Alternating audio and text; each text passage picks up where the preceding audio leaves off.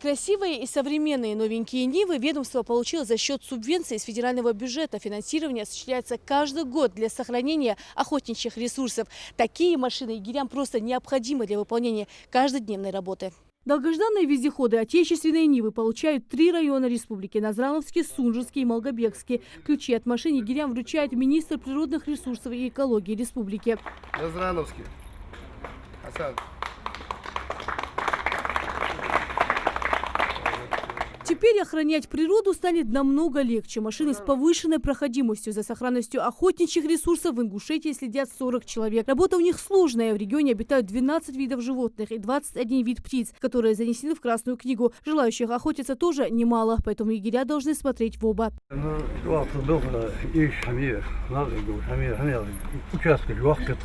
Руслан Зангиев отмечает, новый транспорт поможет им оперативно реагировать на сигналы и нарушения. Егерям порой приходится пешком обходить веренный им участок. От работы этих специалистов зависит сохранение флоры и фауны республики. Они патрулируют охотничьи угодья, борются с браконьерством и подкармливают диких зверей. 118 тысяч гектаров.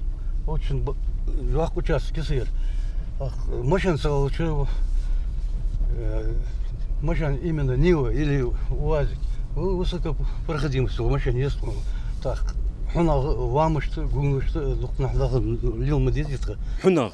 легковой машин лилут именно вездеход машины жетха. А халлиля машины же уже тысячи цас лил возможностью отжечь халой артху. Ханзи новые машины шайоляй талка хетмц. Хаздал андали тон он адик гук хант требол тахаб бухода.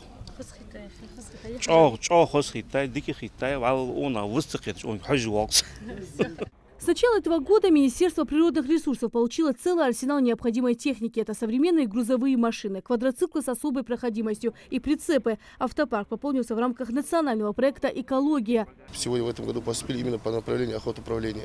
Дело в том, что в данном направлении у нас имеется полный износ всей техники, которая находится в нашем министерстве.